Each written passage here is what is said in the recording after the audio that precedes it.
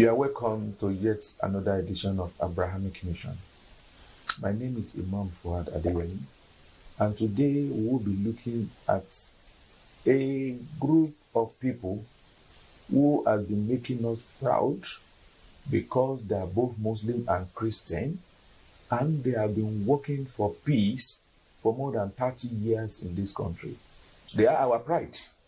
They have done so many things, but some of us have seen their faces before, some have not. Join me to welcome to the studio today the Commonwealth Peace Building Award 2025, and it is the maiden of it.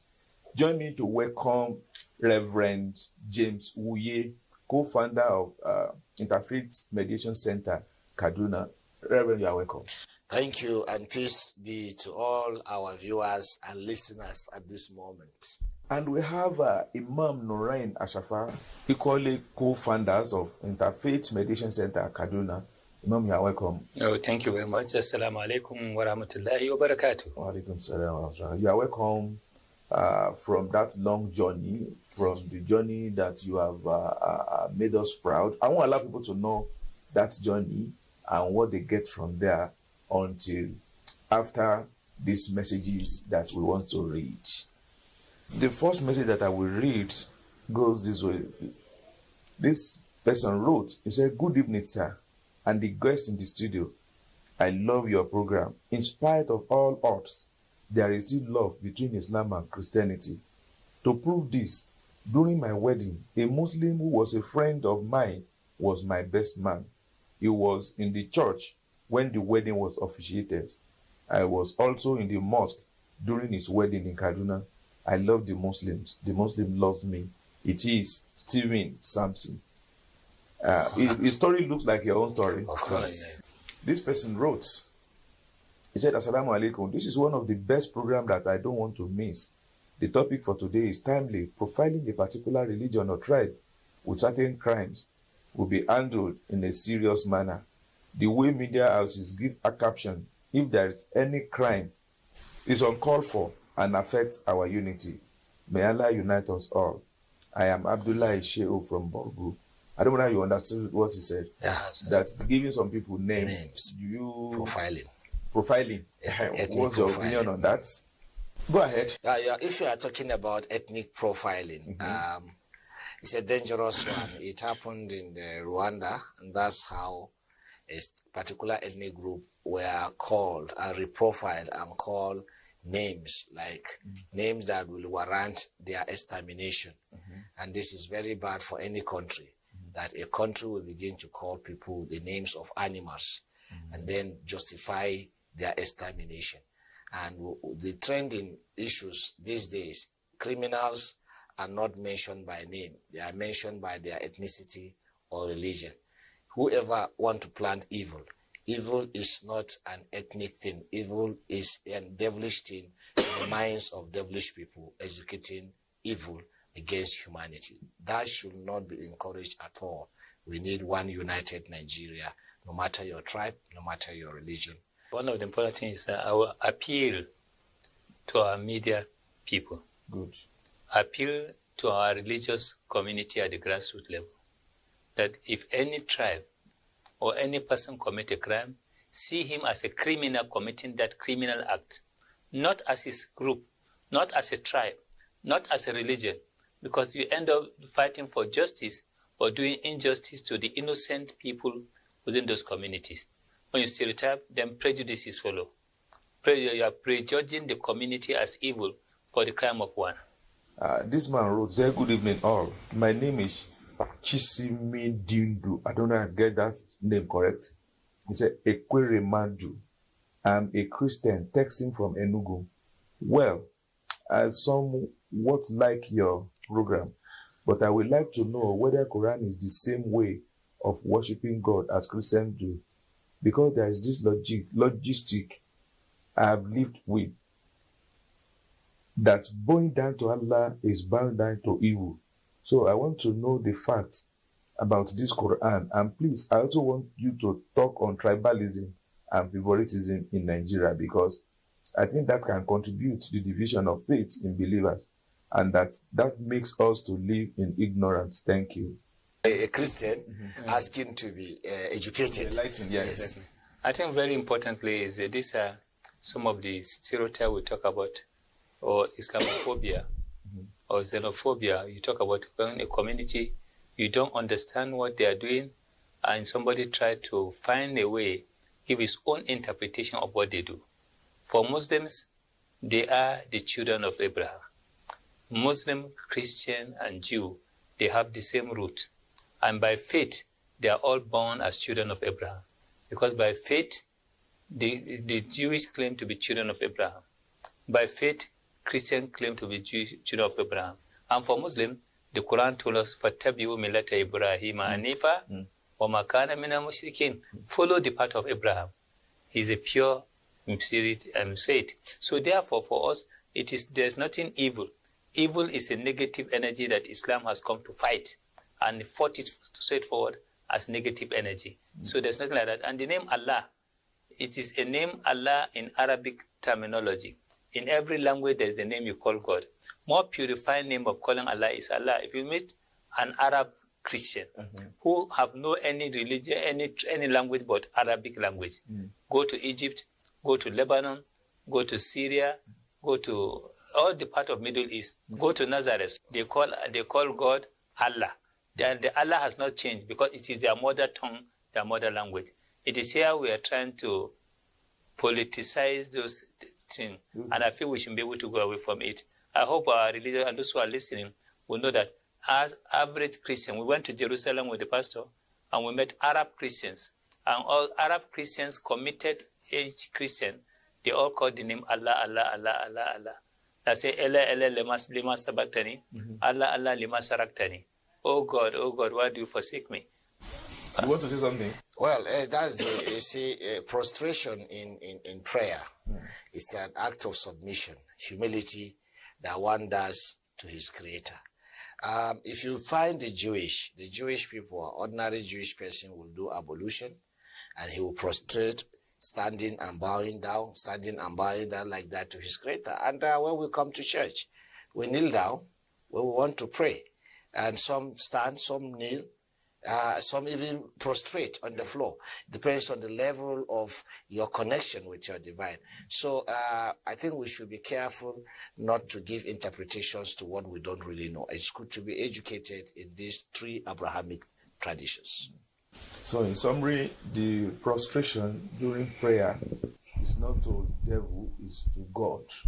And the Muslim and the Christian, some will say the God Christian is worshiping is different. The God the Muslim is worshiping is different. But I always tell them, when you talk of the devil, you think of one devil. You don't think that the devil the Muslim is talking about is different from the one the Christian is talking about. So, if the concept of devil is one, then who created devil himself? How could it be more than one? Exactly. So this is one thing that I think we should also know, that it is the way you worship your God is what is different. It's the same God. You can add more things to say these are it, but this concept of the unity of God or the oneness of God, I think is there in almost all the religion. Who is Jesus in Islam? The Son of God. You want to answer that question? Well, Jesus in Islam is a unified name. He's a man of high reference in Islam. And Jesus, to us as Muslims, he is the son of Mary, born through miraculous, immaculate conception, without any intervention. And he performed many miracles and wonders when he lived on the earth, during his days on earth, as he sojourned on earth. And that Jesus, to us as Muslims, he is a servant of God. He is a prophet of God, a messenger of God. He is a Messiah, meaning anointed. He's the Christ, the Messiah. Oh, the Muslims also believe Jesus is the Christ? That Christ means Messiah. The Messiah, the Messiah. Innamal Masihu Isa in the lie, kama sali Adam, allakahu min turab. So that concept of Christ in his Quran is also Christ, meaning the anointed one of God. So Muslims see him as anointed one of God. And that's why his mother is also highly honored. So much honor that out of the women of all the nation, Her name, a whole chapter was dedicated to her in the Quran. And Jesus in the Quran, there are many miracles that was not mentioned anywhere but in the Quran about the life and time of Jesus Christ. So to us, Jesus Christ is a Muslim faith is incomplete if he doesn't believe in Jesus Christ. He's not a Muslim. If you say, I believe in all the prophets, I don't believe in Jesus, he is not a Muslim. I know Reverend has an experience about the belief of Muslims on Jesus Christ. What's your experience like? Well, the belief of Muslims in Jesus Christ, as Imam has said, is what has been.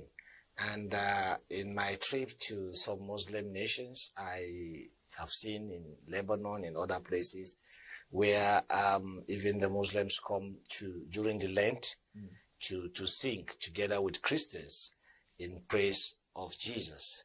The only difference we have in this, which is the Abrahamic faith umbrella, that we are not able to agree is that personality of Jesus, because for a Christian, Jesus Christ is the Son of God.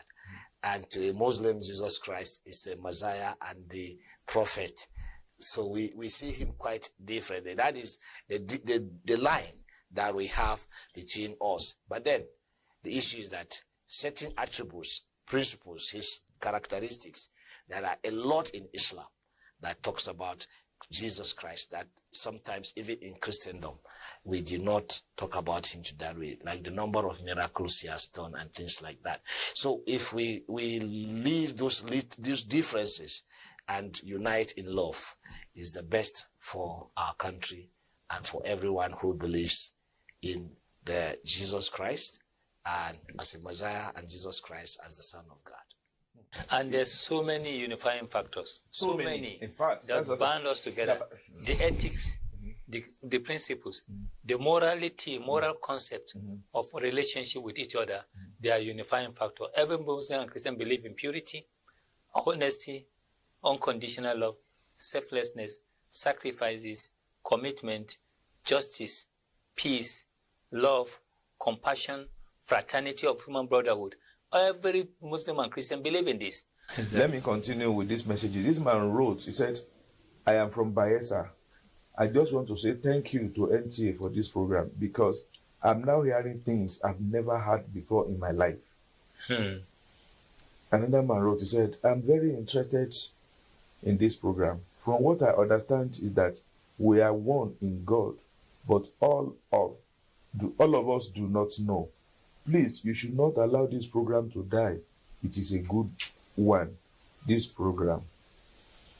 Another man wrote, he said, good evening, house. I am Mishak Omolike from Edo State.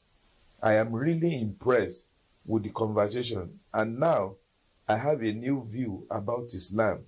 May God continue to strengthen and direct you all. Amen. This another man wrote, he said, good evening to you all, and good evening to the presenter and the clergyman, men in the house. My name is Rufus Agada from Lagos. I'm here to appreciate your efforts always. This program make me become NTA fan, as I always pray that NEPA should not take our light by 5 p.m. Thanks a lot and God bless. My brother Rufus Agada from Lagos. It's not only 5 p.m. you can watch Abrahamic Mission. You can watch it on your phone, through YouTube, on Radio Nigeria, on your radio by 5 p.m. every Sunday throughout Nigeria.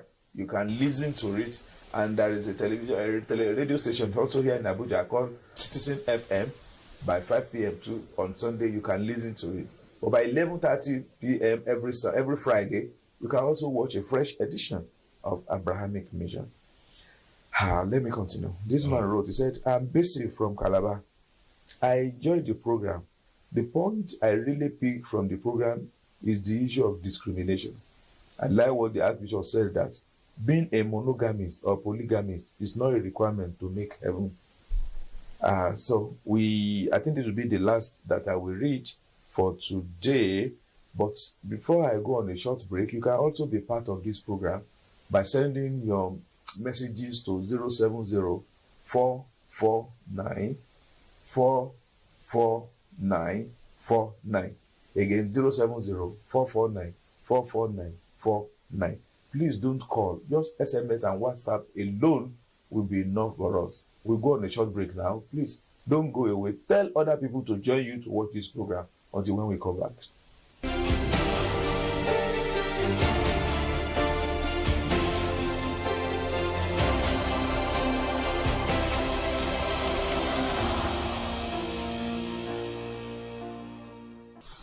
Yeah, welcome back. If you are just joining us, this is Abrahamic Mission. And today we are celebrating two great men in this country who have made us proud and who have been doing so much in the line of peace. And they are Imam Nurain Ashafa, is a co-founder of Interfaith Mediation Center in Kaduna. Imam, you are welcome once again. Thank you very much for having me also around. And we also have Reverend James Wuye, who is my very close friend and my brother. He's also the co-founder of Interfaith Mediation Center in Kaduna. You are welcome once again. Thank you for having us, Imam Fuad, the Abrahamic man.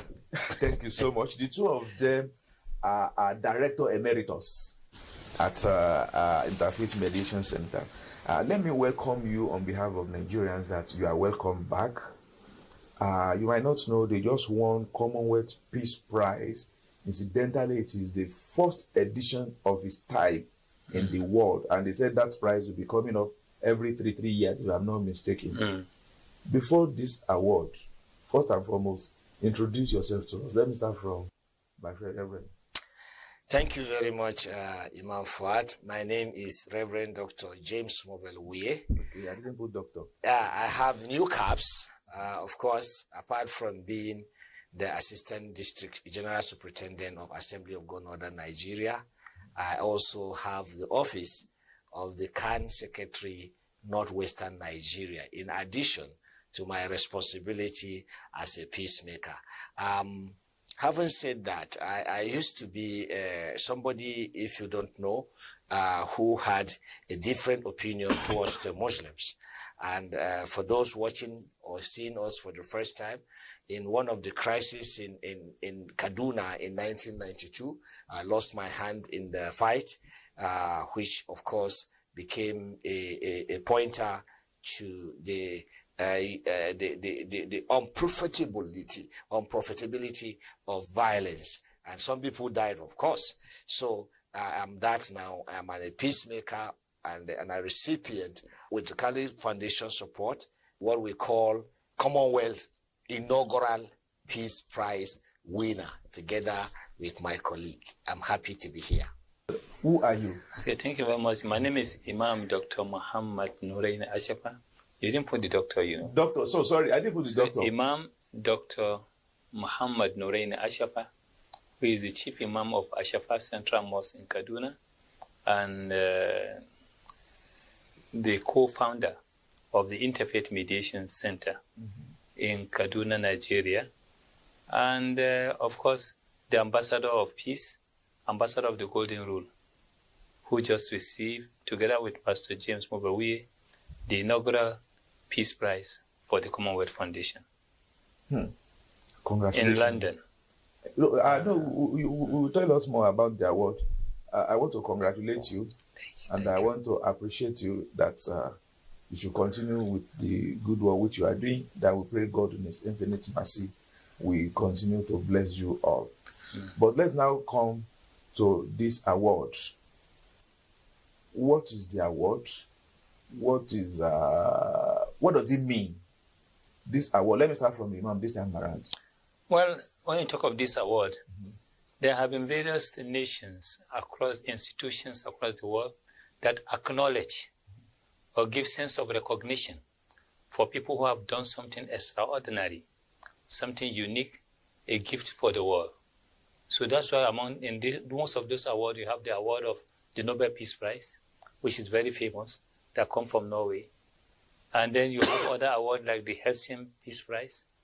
You have other awards like the Tannenbaum Peacemakers in Action Award, and so on and so forth, including some of those receive national award, MON, OON, and so on and so forth.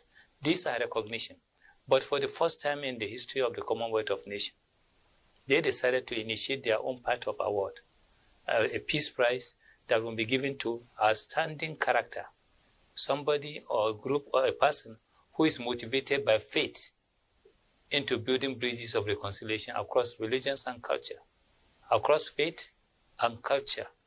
That particular personality who has done this across the world should be identified and honored so that together they can be part of those, they can recognize within the Commonwealth of Nations, which are 56 countries, identify people who are building bridges, who are promoting the culture of diversity, celebrating diversity, not clash of civilization.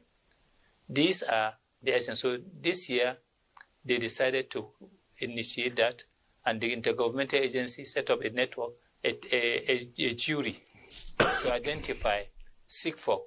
And this, it must be supported. Whoever is seeking that award must be supported by recommendation from his government, because Commonwealth is intergovernmental organization. So your government country must recognize. So many countries of the Commonwealth nominate and recommend many people for the award. In our own case, the High Commissioner to Nigeria in London make a recommendation, nominate us for the award, on our nomination for the award. And based on that, we went through the process. We don't know. We just people who are interviewing us. They make a lot of research on the internet, on the social media. They come to Nigeria, make a research on our work, what we've done, how we've done it, and be able to put it together and put it to the juries. So the juries now assess this award in this work along with other recommendations for various others. And we come, for the first time, Nigerian come top on the award. And this Nigerian, in the case of looking for one individual, they require that there are two people working together to build the bridge. So it's not just one person doing it, two of them are doing it together. They deserve a special award. And across the Commonwealth, no, they couldn't find any person that make that impact within the period we've been working. And we've been working for 30 years consistently, 30 good years working on this part. Because of that, we won the award. And we are invited to London on the 10th of March. And His Royal Majesty, the King of England himself, and the Secretary General of the Commonwealth of Nations, among a lot of ambassadors, prime ministers, diplomats, put together and give us that award. Okay. Let me come to you. I know you can't remember everything. That award, what it is? Yeah, I think my colleague has a very good magnetic brain, and he's been able to really share quite deeply. Yeah, my friend, I will tell you what he didn't remember. Okay, I will try to see if I do remember what he did not remember. Actually, we were taken to Westminster Abbey, and we sat close to the Prime Minister of UK and all his cabinets. We were sitting in the front row where people who are called knights, sir, of this, sir, of that. So in between many sirs, we sat. So you're also a sir? Not yet. We have not been given that by the king, but he gave us his handshake. And he said, and the wife, the queen, said, these people need to be supported. What they are doing in the Commonwealth in that country need to be supported. And the king nodded. And to our amazement, the king stood so long, he lingered when he came to our state. And so that his people need to ask him, the king, to move, you know. So, but then the interesting is that he got captivated by what these Nigerians have done. And the prize is for us to mentor future generation of peacemakers within the next 3 years. And of course, across the Commonwealth, some of them will be doing it by proxy, through internet. Some of them will need to see them physically in person to build up a network of replica of the imam and the pastor around the 56 countries, if possible. Where we cannot, we'll do it by proxy. So for us, this thing came to raise our profile globally. We have been nominated for the Nobel Prize twice. It didn't click. We've been nominated the maiden award of Jacques Chirac. We got the first prize of Jacques Chirac when he started his own. We got the first prize of the Interfaith Harmony by the King of Jordan, Prince bin Talal of one of the brother, the nephew to the king. That happened, and it's all going these days. So our joy is, among all these prizes, this is the first time our president and commander-in-chief wrote and signed a letter of congratulations to Imam and I. All other awards are okay. The people are represented, but this one, for the president to have the time to sign a commendation, gives us another level of working. Even if the last pint of our blood will drop, we'll go ahead and do it. And your platform here also provides us that space to do what we have been dreaming of. That is to say, to have the North and the Southern Nigeria come to a table and forgive one another as we have forgiven one another. I have lost a hand. He has lost his spiritual leader and of course, but then how do we get Nigerians to do it? That will be a dream. And we are able to do it. The North and the South come to a table and say, we are sorry for hurting each other. We cannot continue like that. The country must forgive and begin to reconcile the past memories of the perceived injustices done to other. And no people can do it apart from religious leaders. You said in that award, how many awards were won that day by Nigerians? I think it's Stanley. There is a young Nigerian. Okay. He became the youth of the year for the Commonwealth. Stanley is giving people solar panels all over, doing creative things. So when we came, we won that. And when they were calling the youth of the year, a Nigerian came and asked, Nigerians, again, we are grossly assured, we are elated and inspired that another generation of examples for the world is in Nigeria, for the whole of the Commonwealth. You see, this you just said used to give me concern that an average Nigerian is a genius in every aspect of human endeavor. Oh, yes. An average Nigerian is a genius. If you go on social media now, I was listening to somebody from other parts of Africa. He said, other people in Africa, let us go and study this Nigerian. You are saying they are not good, they are not good. He said, is there any country where everybody is good? No. He said, these Nigerians, when they are in fashion, they are number one. When they are in music, they are number one. When they are in science, they are number one. When they are in technology, they are number one. When they are in football, they are number one. Absolutely.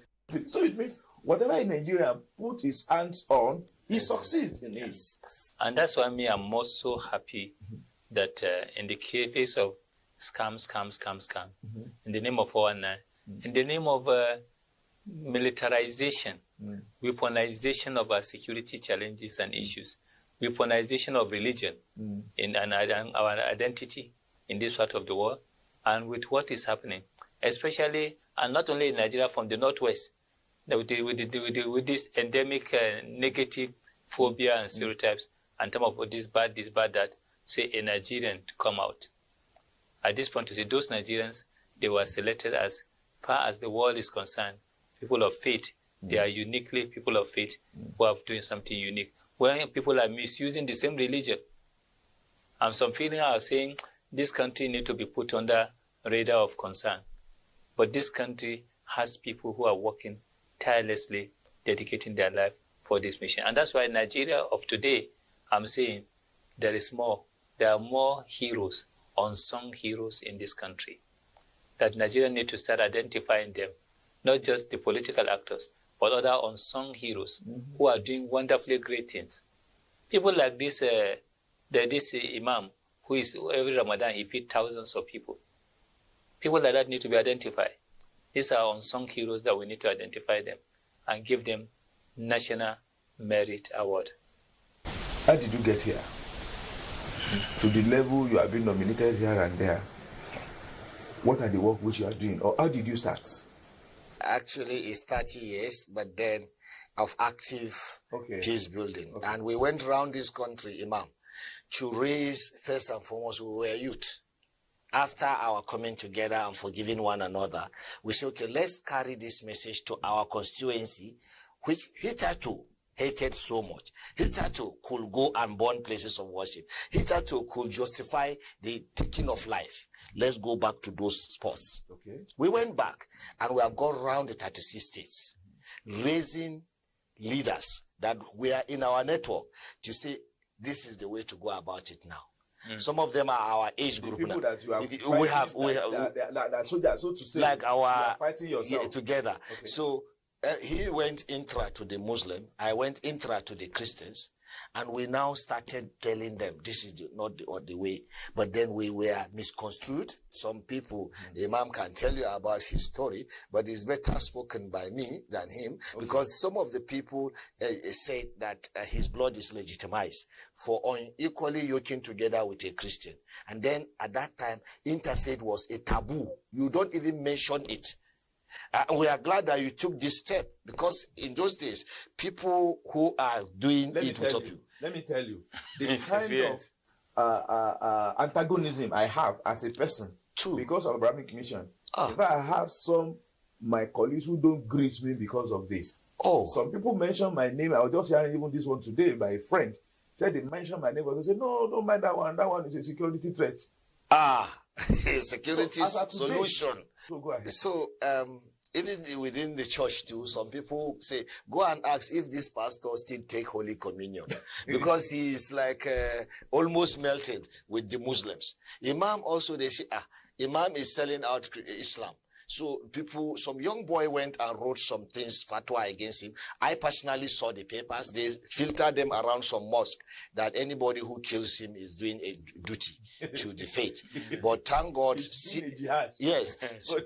According to them. According to them. So some older folks, after a long meeting with them, they now realize, no, what Imam is doing is actually what Islam encourages. My late leader, Elder Isaidu Dogo, came and said, James, I like what you are doing. It will take us somewhere, but be careful.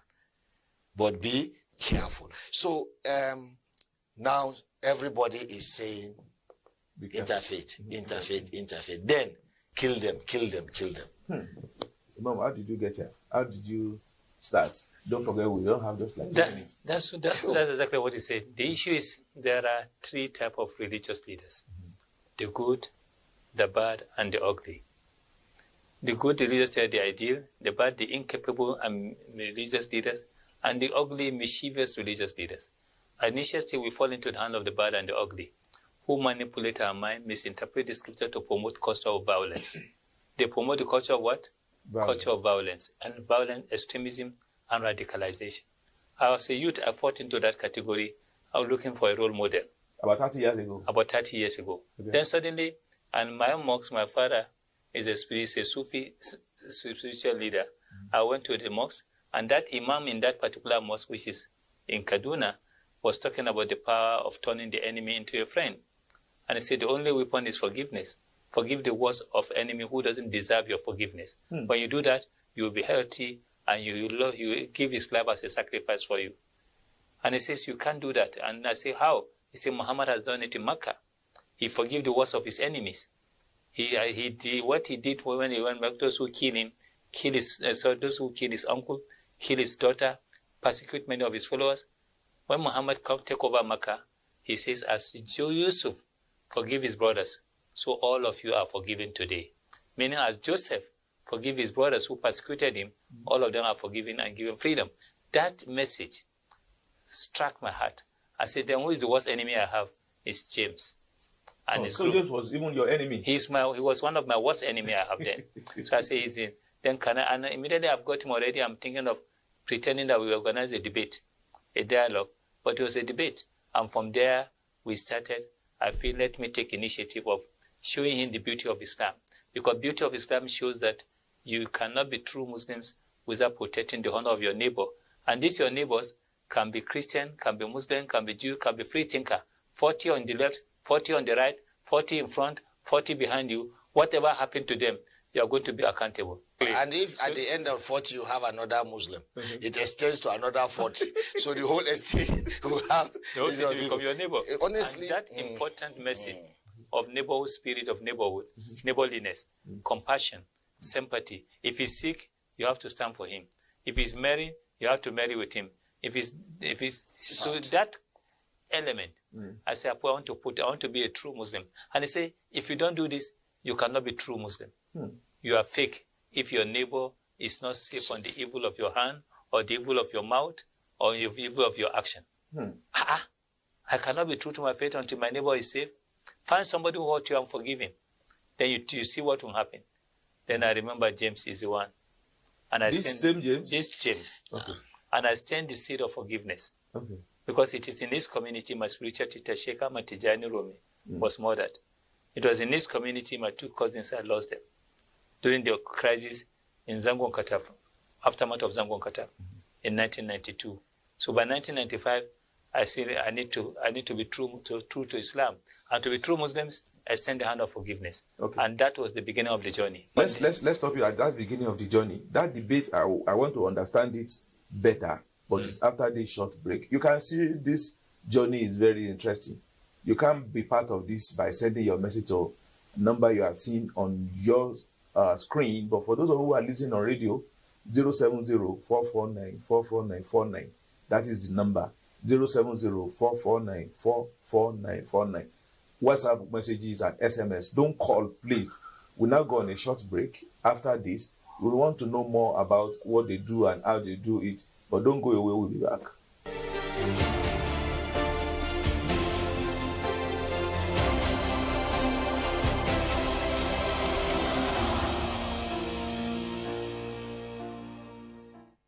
Yeah, welcome back. If you are just joining us, this is Abrahamic Mission, and we are discussing peace building through faith. Peace building through faith. These are our leaders who are building peace through their faith. They have a very interesting story. You want to say, and that was the beginning. You said you wanted to start like a debate, but I want to start with you. I want to start with Reverend, because you are now close friends, that you don't put me in the middle. Okay. So I allow him to. You want to take it off from where? Of course. He had an early turning point. You see, this issue of forgiveness must be genuine. It took me 3 years to process my pains.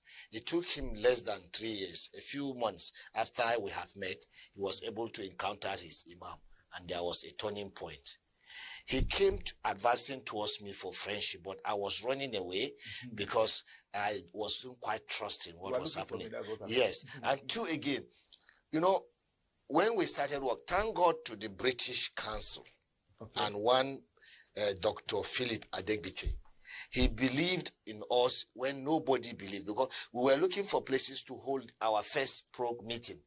That debate that he called, but I was not conversant with Islam.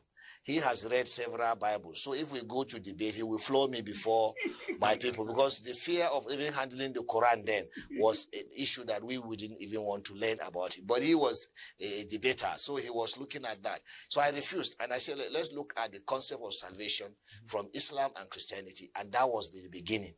And let me assure you, sir, those young people who came to that meeting came with daggers in their pocket on both sides, that if these things did not hold well, everybody can punch the other. And true to God, we had no experience. We were just following divine direction. So we say, okay, don't verbalize your question, write it. And that was how we managed it. If a question is explosive, we don't read. We say, meet Imam, if he's a Muslim, if he's a Christian. And they all came with tracts. Everybody was trying to proselytize.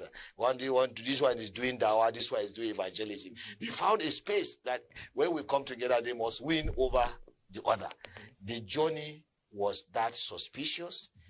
And for 3 years, I nursed the ambition of killing Imam when we shared room in a place called Quat Guest Inn in Kagoro. We shared a room. We were doing this work, supported by British Council and British High Commission. I was so afraid. So when we met, I was to kill him. Then there was this voice pushing that thou shalt not kill. Because I was thinking of this hand that I lost. And of course, he lost some people. But so I was pretending for 3 years, sir. I was tortured for 3 years. Yes. I'm happy. Under intense pressure. He will help me carry my load. I will say he's doing penance. After all, they are responsible for my incapacitation. I don't appreciate. Until, I want to say this on the media, one late Amako, Pastor Ina Amako of Family Worship Center. I think he's late. His wife is running is there as the late pastor. He said to me, James, you cannot preach Christ with the kind of hate you have for the Muslims. I know you. You need to love them. And what will Jesus do? And that was my turning point. Now I started appreciating. Imam carry my little things. We are working together. I say, thank you, Imam, from the bottom of my heart. So healing for some people comes immediately. Healing for some people take a longer time. He was the champion. He healed faster. It took me long to heal. This is the journey. In a tradition, if you have a twins, the one that comes first, his name is Taiwo. Then the one that comes second, his name is Krende, and Krende is the senior. Despite the fact that Taye was the first. So that is the tradition. You see now, he's being selfish. He's giving him the honor of being the senior. Look, at least my beard don't catch. I have it. Catch when my beard catch when I say I'm the boss. And you know, sir, from that point, one of the most outstanding in Kaduna, we agree. We met a media guy who tell us, please, we want you to work for peace in Kaduna. And Kaduna was sharply divided at that point in time. Make a peace in Kaduna, go and do peace, please. He put our hands together. And from that moment, we started Initiative for Peace. We started in 2002. You know, 2000 was the Sharia crisis in Kaduna State, where over 2,000 people lost their lives. By 2002, Miss Wall happened.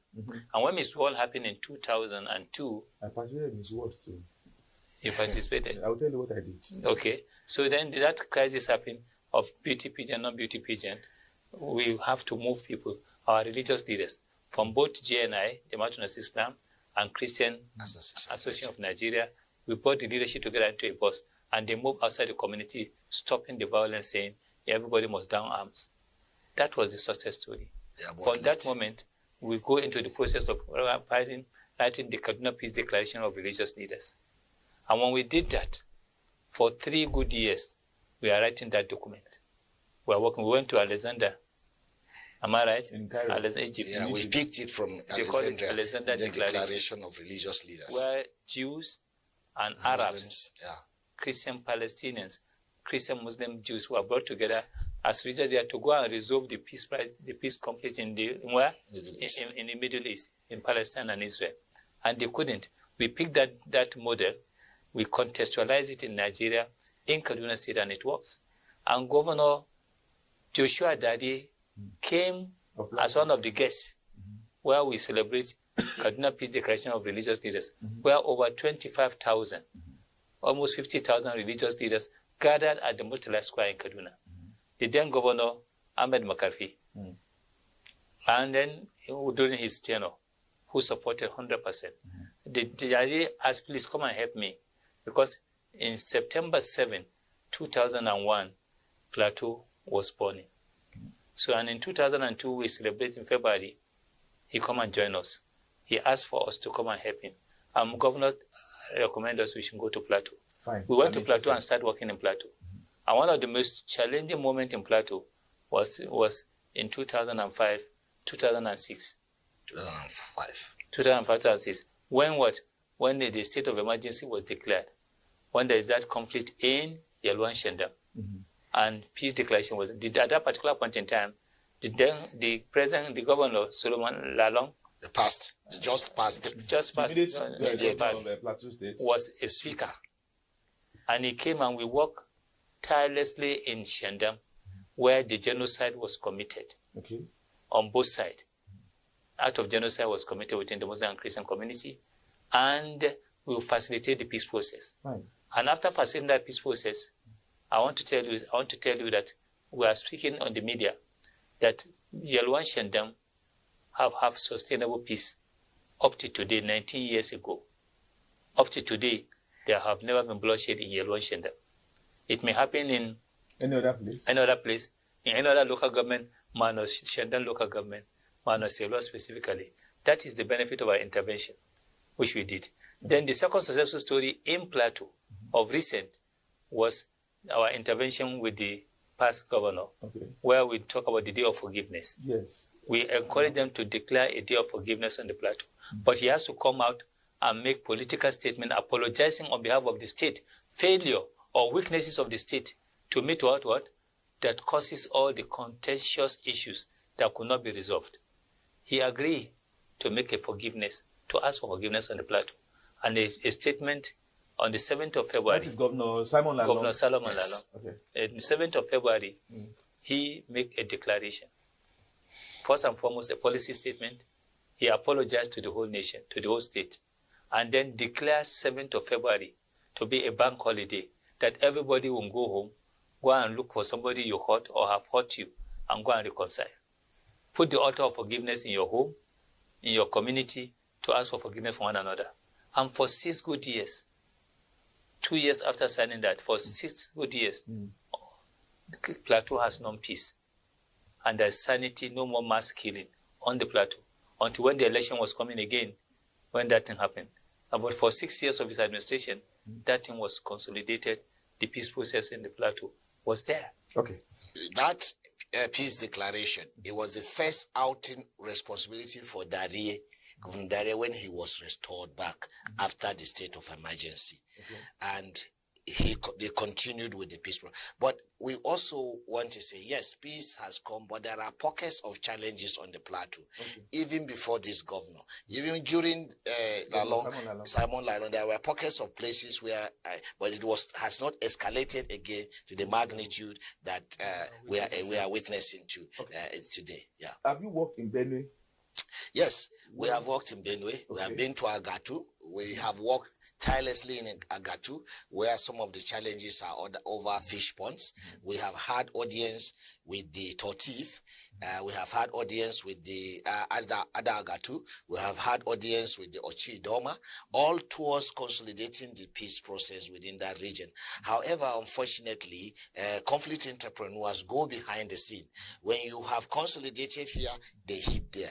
We have consolidated here, they hit there. But with this new energy that we have, Benue is a boiling point of some of these challenges. We have what it takes. I'm not boasting.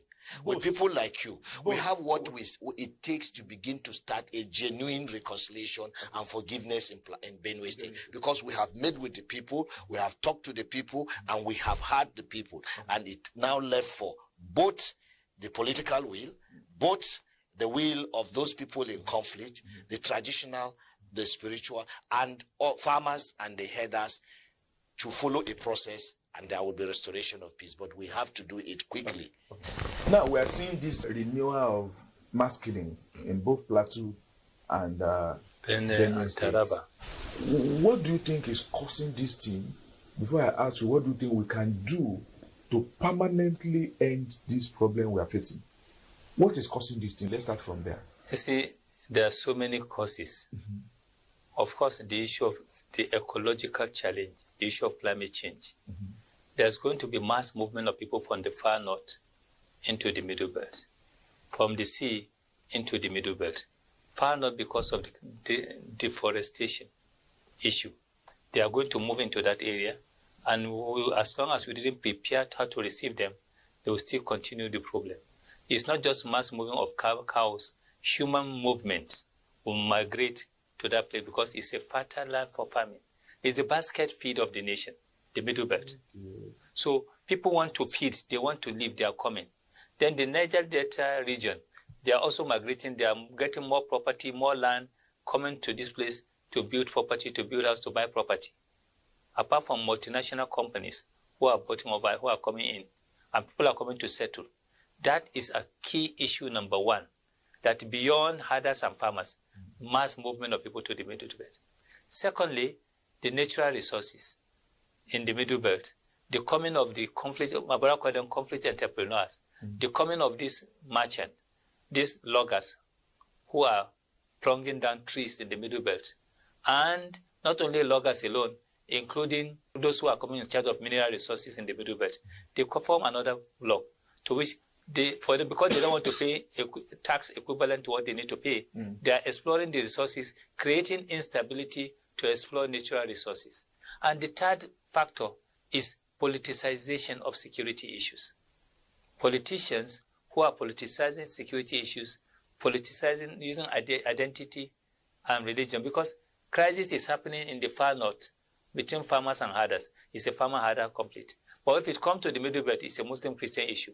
Why changing that in their narratives? Why don't we call, and these criminals in that place, they are called criminals, terrorists, bandits. Here, they are seen as jihadis or whatever name you call them. They give them names. So can we be able to, can our political actors have political will to know that if they politicize security issues, posterity will not forgive them? Okay. What do you think we can do? He has highlighted some of the challenges. What do you think we can do? Pragmatically, there should be what we call dialogue among the peasants, the ordinary people. Why Shandam was safe and sound now is because the people agreed.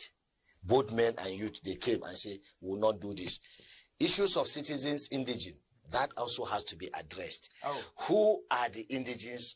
Who are not the indigents? We'll have to work with them, talk with them, have a way out. Plateau can be peaceful. Benue can be peaceful.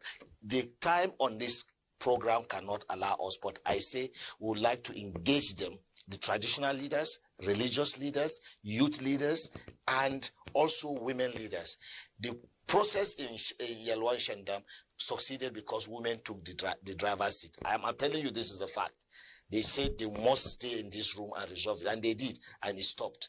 And then all we need from you and others that are listening is the support to put boot on the ground. You as an Abrahamic faith, escalate this thing more. We go on the field, meet with those people. We know some of them. I don't want to say something on the national media of this magnitude, but I say there are people who are willing. They are tired. The competition over who killed the most is wearing the people down. Young people will start the violence. They will run into safety. Old women and this thing will be killed. It is time to begin to address the people. Why are you doing this? What do you need? And we can stop it. I assure you. And if we succeed in Kenya, if we succeed in Iraq, if we succeed, we went to Iraq. If we succeed to call religious leaders in Iraq to order, if we succeed in Somalia, we went to Somalia for action, in Galkayo. If we succeed in bringing the clan here together, and today they are in living conditions. If we succeed in our interventions in other parts of the world, 75 countries. New Zealand. If we succeed if we succeed in Christchurch, New Zealand. If we succeed, you went to Christchurch? Absolutely, in New Zealand we are there. Okay, when they killed, yes, we are there post that to consolidate, complement the effort of the government in consolidating the peace process. Oh, that's wonderful. And if we succeed in this area, I believe strongly we can succeed in Nigeria. Okay, what do you need to 26 international languages are using our training manuals and resource material. Okay, like in Nigeria now, Plateau, Benue, what do you think you need to do? Because the government is watching, the security people are listening, and briefly, because we don't have more time, what do you think you need to succeed in this country? Political will.